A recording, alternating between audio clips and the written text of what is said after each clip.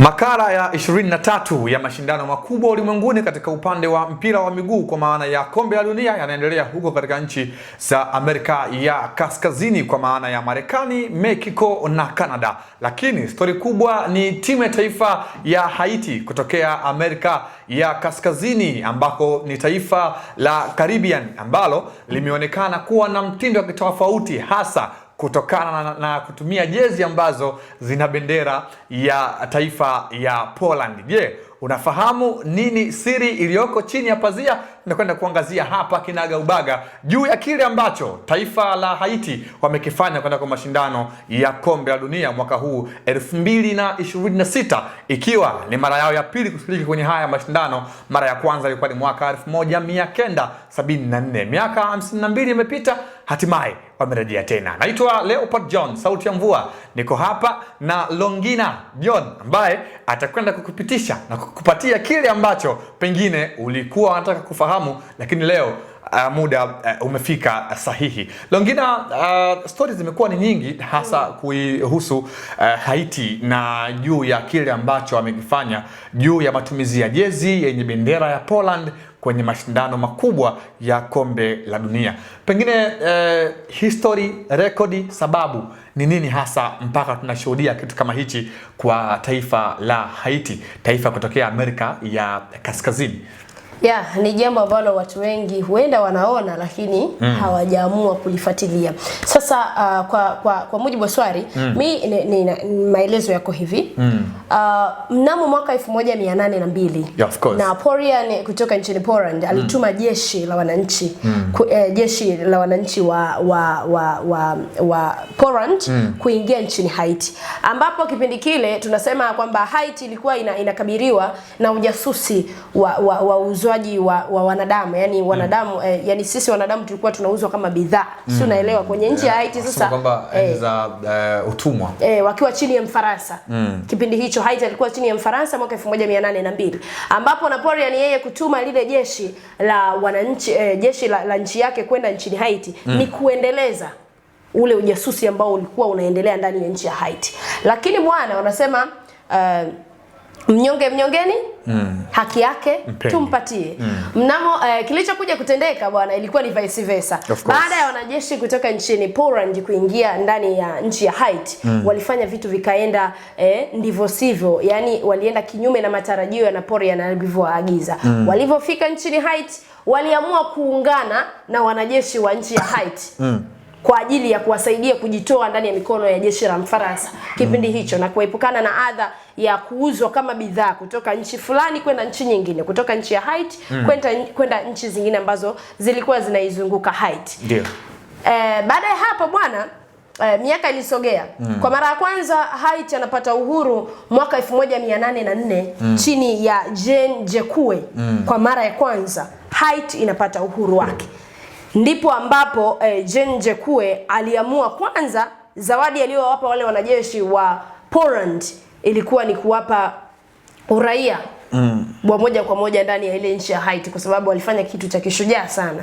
Lakini baada ya hapo Jean Jacques akaona kwamba bado kuwapa uraia wanajeshi wale walowezi kutoka nchini Poland haikuwa fadhila kubwa sana kwao.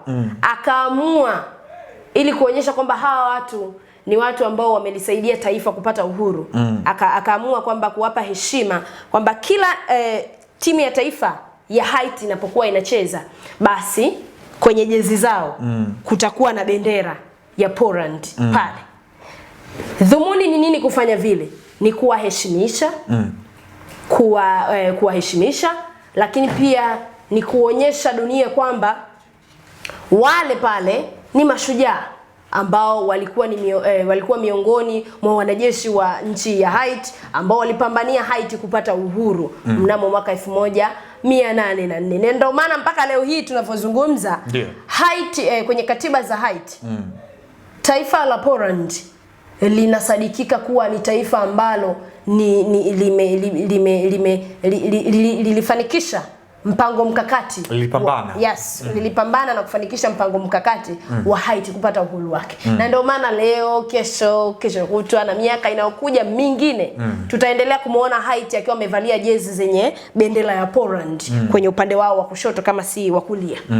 Sawa, kwa hiyo tunashuhudia ushirikiano ambao ama ile fadhila Haiti ambayo amekuwa anatoa kwa Poland kwa kukumbuka mchango na thamani yake tangia miaka ya 1800 huko hadi miaka ya 2000. Sasa pengine tuangazie hii ina matokeo gani kwenye uga mkubwa wa kimichezo kama kombe la dunia mwaka huu 2026. Je, ujumbe umefika kwa ulimwengu? Yes, mimi naweza nikasema ujumbe umefika kwa ulimwengu kwa sababu ni miaka 200 sasa toka Haiti apate uhuru wake. Ndio. Kutoka mwaka 1804 mpaka kufikia hivi sasa 2026. Kwenye upande wa kabumbu au kwenye upande wa soka kwa ulimwengu, tunaweza tukasema kwamba Haiti inaonyesha kwamba mchezo wa mpira wa mguu sio chuki.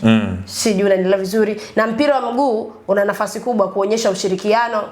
Ni kama ambavyo tulishuhudia namna ambavyo mechi ya Ivory Coast ilimalizaga utata wa kidiplomasia uliokuwa ukiendelea kati ya nchi ya Ivory Coast na alikuwa ni nani wale, nimewasahau kidogo but tutatoa confirmation baadaye. Enzi za Didier Drogba. Of course. Alitumia ushawishi wake kupitia mpira wa mguu kumaliza utata wa kidiplomasia uliokuwa ukiendelea pale katikati. Kwa hiyo tunaweza kusema mpira wa mguu it is very fantastic thing, na inatufanya sisi ambao tunafuatilia mpira na ambao wanaendelea kufuatilia mpira kwa sasa hivi ndani ya kombe hili la mwaka 2026 kutuonyesha kwamba mpira unaweza kuwa ni suruhu ya kuendeleza umoja, lakini pia mpira unaweza kuwa ni unasaidia watu kutoka kwenye vizingiti fulani ambavyo vimejificha chini. Kwa hiyo mpira uheshimiwe, na mpira ni so fun kwa ulimwengu kwa sasa hivi.